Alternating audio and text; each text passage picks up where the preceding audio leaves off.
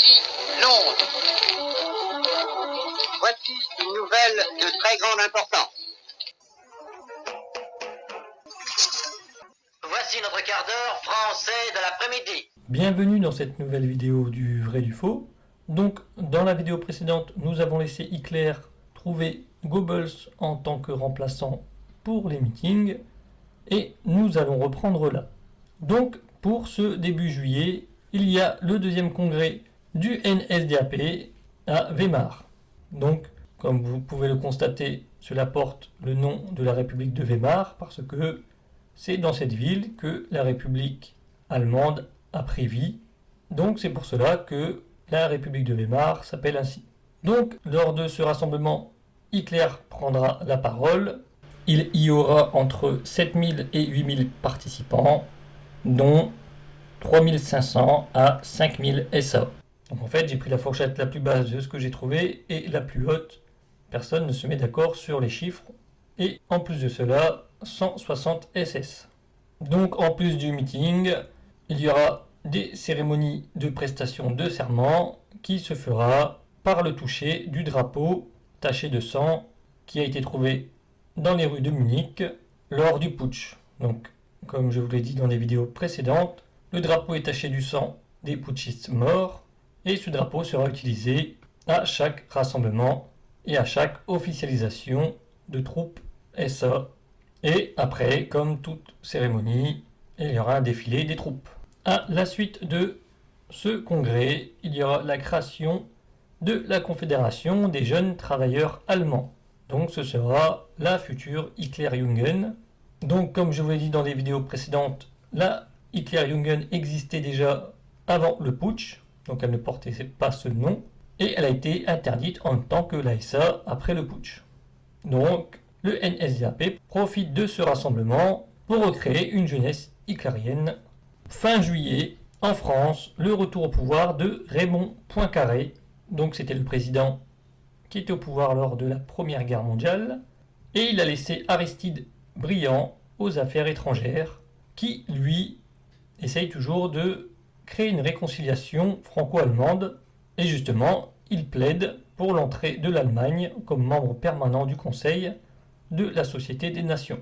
En sachant que Raymond Poincaré fait la tête, il y a vraiment une dent contre l'Allemagne, et il est toujours comme avant, et il dit que si l'Allemagne devient une dictature militaire, il envahirait l'Allemagne immédiatement.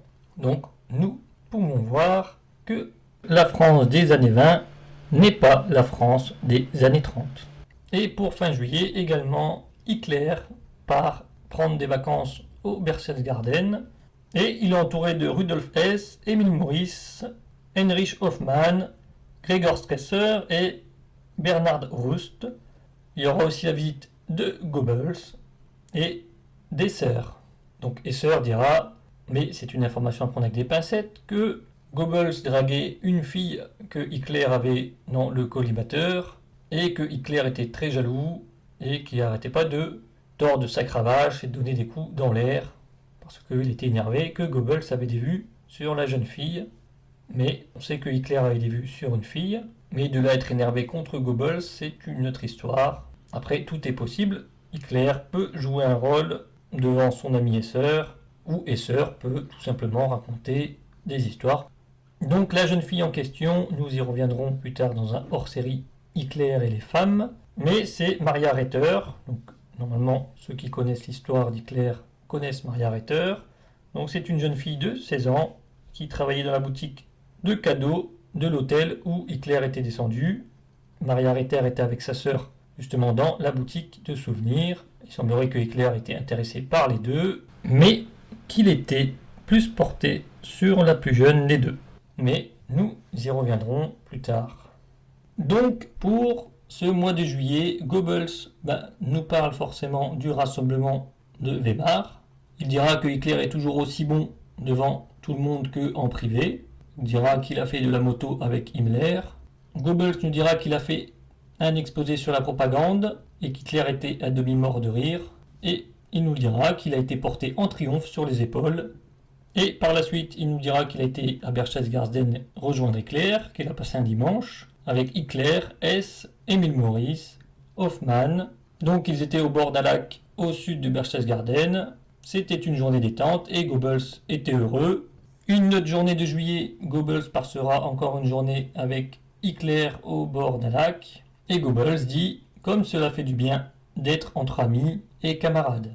Une autre journée encore passée avec Hitler et Goebbels nous dit qu'Hitler parle des races, de la conquête de l'État et qu'Hitler dit « Ma tête ne roulera pas sur le sable avant que ma mission ne soit accomplie ».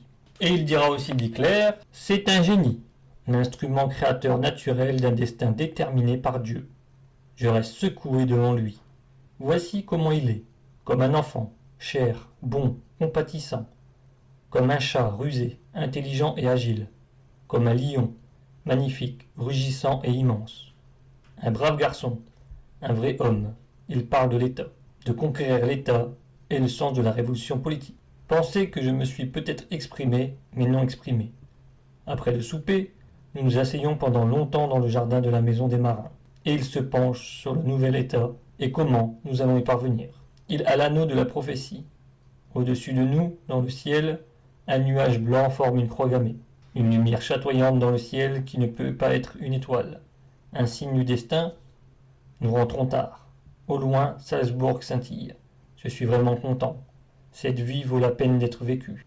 Et pour le lendemain, Goebbels dira que Hitler parle de la future architecture du pays et d'une nouvelle constitution. Donc, comme vous pouvez le voir, beaucoup d'éloges sur Hitler. Goebbels est fasciné. Le 5 août, traité de commerce entre la France et l'Allemagne. Le 6 août, retour de l'Allemagne au sein de la Société des Nations, après un vote à l'unanimité. Le 24 août, la France s'oppose à ce que la Belgique restitue à l'Allemagne les villes de Peine et de Malmedy. Le 29 août, une grande réunion du NSDAP à Nuremberg. Et pour ce mois d'août, nous savons que Hitler écrit au fisc parce que les impôts lui cherchent encore des noises. Et en gros, Hitler leur dit qu'il n'a pas assez d'argent pour payer ses impôts et qu'il doit emprunter de l'argent pour vivre. Et pour cette année 1926, Hitler a un nouveau chien, donc encore un berger allemand, du nom de Blonda, dont là vous avez une photo à l'Obersalzberg. 8 septembre 1926, entrée officielle de l'Allemagne dans la Société des Nations. Gustav Stresemann réclame pour son pays l'égalité des droits, c'est-à-dire la levée des clauses restrictives de Versailles en matière militaire. Et il a obtenu ainsi la suppression du contrôle militaire, et l'Allemagne se trouve sur un pied d'égalité avec les grandes puissances. Le 10 septembre 1926, à Genève, célèbre discours pacifiste de Stresemann et de Briand, inauguration de l'ère Briand-Stresemann. Donc, gros rapprochement franco-allemand. Et le 11 septembre, l'Espagne se retire de la Société des Nations. Le 17 septembre 1926, conférence de Thoiry entre Briand et Stresemann.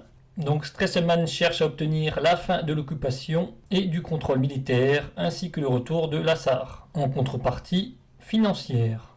Donc je ne peux pas dire les chiffres parce que je ne trouve jamais la même somme et les écarts de ce que je trouve sont énormes. Donc je ne peux même pas faire une fourchette parce que nous passons d'un extrême à l'autre. Il faut juste savoir que l'Allemagne est prête à payer pour que la France restitue Lassalle. Et les deux hommes discutent aussi d'une éventuelle coopération économique avec la Russie.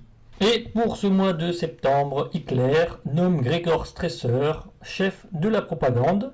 Et donc pour ce mois de septembre, Goebbels avait un meeting à Francfort et la police lui a interdit de prendre la parole. Donc voilà, cette vidéo est terminée. J'espère que vous avez appris des choses et je vous souhaite une bonne journée.